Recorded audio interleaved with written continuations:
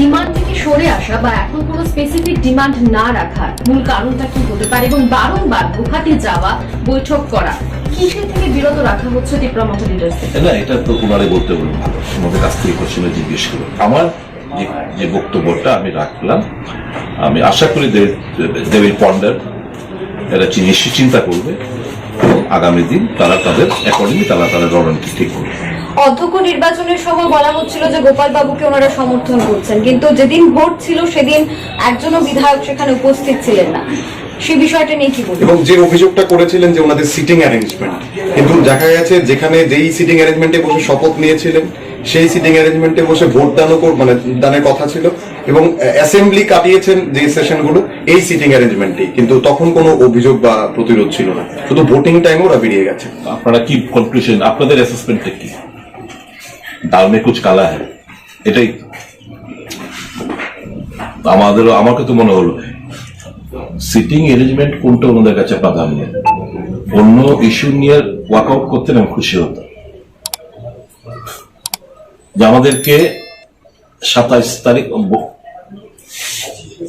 ইন্টারলোকুটর ঘোষণা করাটা, ইন্টারলোকুটর মধ্যস্থতা, এটা ঘোষণা হলো কি তাও মনে পড়ে যায়।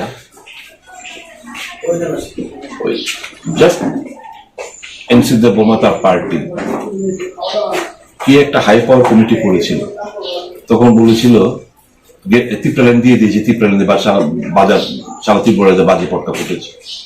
আর ইন্টারলোকুটর সেদিন দেখলাম আমাদের এখানেও ইন্ডিজিনাস পিপলরা খুব সরল, খুব সোজা, তারাও খুব আনন্দ ফুর্তি করেছে। আমি আইপিএফটির মতো রেপ্লিকা হোক আমি চাইছি না। আমার কথাগুলো বলার উদ্দেশ্য হচ্ছে don't play in their hands. They have utilized you to grab power. They'll be utilizing you to smash you. Don't allow them to smash. শাসক দলের যে একটা এবং পুনরায় একটা সাংবাদিক সম্মেলন ডেকে তিনি সেটাকে ক্যান্সেল করে পুনরায় গুয়াহাটিতে গেছেন ওনার বিধায়কদের নিয়ে, যেটা উনি বলেছিলেন যে ওনাদের যে দাবি যতক্ষণ পূরণ না হবে ওনারা আবার আন্দোলনে নামবেন এবং সেটা নিয়ে হাতায় কাতরে বিভিন্ন পরিকল্পনা দেখা গেছে ওনারা প্রস্তুতি নিচ্ছেন। কিন্তু মূল বিষয় হচ্ছে যে এত গুরুত্বপূর্ণ একটা সাংবাদিক সম্মেলন প্রদ্যুৎ কিশোর দেববর্মন ডেকেছিলেন, কিন্তু গতকাল অনিমেষ দেববর্মা সাংবাদিক সম্মেলন করে বললেন যে প্রসাদ খেতে গুয়াহাটিতে গেছেন। বিষয়টা একটু কিরকম লাগছে এবং আপনি একজন বিরোধী বিধায়ক হিসেবে তিপ্রামথার এই ভূমিকা এবং কোথাও কি মানুষ কনফিউশনে পড়ছেন কিনা, বা আপনারা বিরোধীরা যে জোটে আছেন বা তিপ্রামথাকেও যদি সঙ্গে চান কোথাও কি আপনারাও কনফিউশনে যাচ্ছেন কিনা? কনফিউজ তো শুধু আমরা পলিটিক্যাল পার্টিস না, কনফিউজ তো সারা রাজ্যের মানুষ। তিপ্রামথা কি চাইছে? নির্বাচনের আগে আমরা শুনলাম গ্রেটার ত্রিপুরাল্যান্ডের কথা, আমরা শুনলাম ইউনিয়ন টেরিটরির কথা, আমরা শুনলাম কনস্টিটিউশনাল সলিউশনের কথা। এই যে 6 শিডিউল, এই যে TTAADC 6 শিডিউলের মাধ্যমে যা পরিচালনা হচ্ছে, এটাও তো একটা কনস্টিটিউশনাল সলিউশন যেটা ইন্দিরা গান্ধী দিয়ে গেছিলেন। তো কনস্টিটিউশনাল সলিউশন ওনাদের ডিমান্ডটাকে আগে প্লেস করতে হবে। তিপ্রামথা এবং তার সুপ্রিমো স্পেসিফিক ডিমান্ডটা কি? দেখুন উই অল আর কনফিউজ, কারণ এটা তো এদের বক্তব্য। কারণ এর আগে আমরা শুধু ইন্ডিয়া টিভিতে একটা ওনার ইন্টারভিউ শুনেছিলাম যে মডেল কোড অফ কন্ডাক্ট চালু হওয়ার প্রেক্ষিতে আমরা সই হয়নি, সবটাই তো ফাইনাল হয়ে গেছে, ইলেকশন যেহেতু ঘোষণা হয়ে গেছে সিগনেচারটা হয়নি। এভরিথিং যদি ফাইনাল হয়ে থাকে তাহলে ইন্টারলোকুটর আবার কেন? তাহলে আগেরটা রং। ইন্টারলোকুটর হলে is Hemanta Biswa Sarma the ইন্টারলোকুটর? Official notification হেমন্ত বাবু তো ইন্টারলোকুটর না। ডিমান্ডটা কি? Everybody is confused. So am I, so are you. Everybody is confused. 125th amendment bill that is lying before the parliament, 125তম সংশোধনী বিল, যেটা পার্লামেন্টে পড়ে রয়েছে দীর্ঘদিন ধরে, এটা যদি প্যাসেজ হয়ে যায়, that is also constitutional solution, more empowerment to the TTADC. তিনি বলেছেন ওনার কাছে নাকি সোশ্যাল মিডিয়াকে তিনি উদ্দেশ্য করে বলেছেন যে সেটা ভাইরাল হতেই পারে, এবং তিনি আরো বলেছেন যে ওনার কাছে কোনো অভিযোগ এখনো পর্যন্ত আসেনি। অভিযোগ, লিখিত অভিযোগ আসেনি। অভিযোগটা কে দেবে? লিখিত অভিযোগটা কে দেবে? It is the duty of the secretary, it is the duty of the custodian, the speaker, it is the duty of the leader of the house to instruct.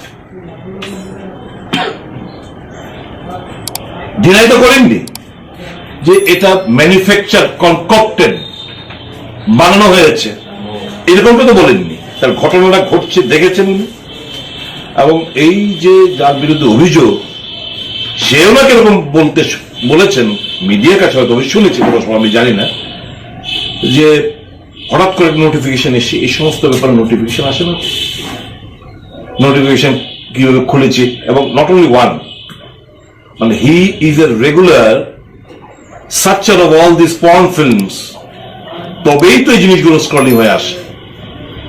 কাকে কি বোঝাচ্ছে? He is mentally perverted.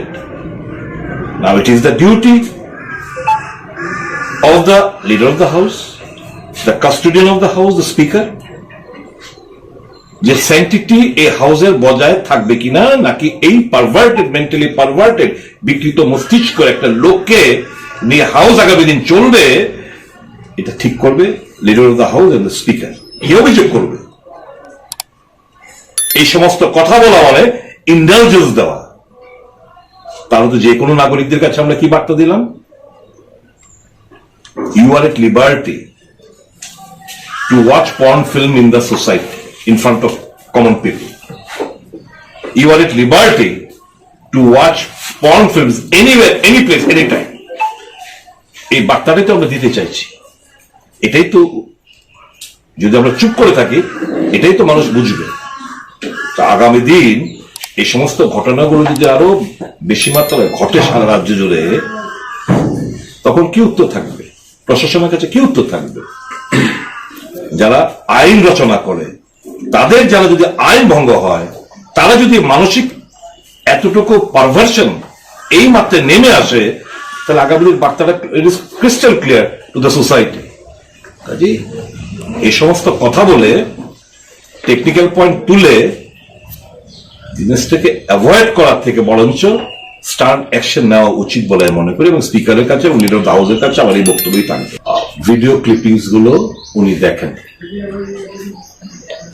নয়তো হঠাৎ করে এত বিধায়কের মধ্যে হঠাৎ করে যাদব লাল নাথের কথা উনি বললেন কেন?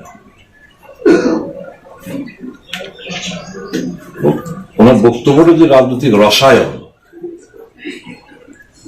জানতে গেলে ওনার কাছ থেকে আমার শিক্ষা নিতে হবে। এটা তো ঠিক, এই বয়সে ওনার শরীরের মধ্যে যে এত রস রয়েছে, তো এটা একটা ইন্ডিকেশন হয়তো বা রতনলাল নাথ দিয়েছে, এবং সেই ইন্ডিকেশনের প্রেক্ষিতে আমার মনে হচ্ছে আপনাদের প্রেসের যে গ্যালারি রয়েছে, প্রেস গ্যালারির থেকে আপনাদের কারোর না কারোর ক্যামেরা বন্দী হয়েছে ঘটনাটা, এবং ইঙ্গিতটা আপনারাও পেয়েছেন রতনবাবু কি বলতে চাইছে। ভাবতে অবাক লাগে, এই ঘটনা ঘটার এতদিন পরেও নৈতিকতার বোধ যাদের মধ্যে নেই, যাদের ডিএনএর মধ্যে, এটা শুধু প্রথমবার ভারতবর্ষের এই ঘটনাগুলো ঘটেছে তা না,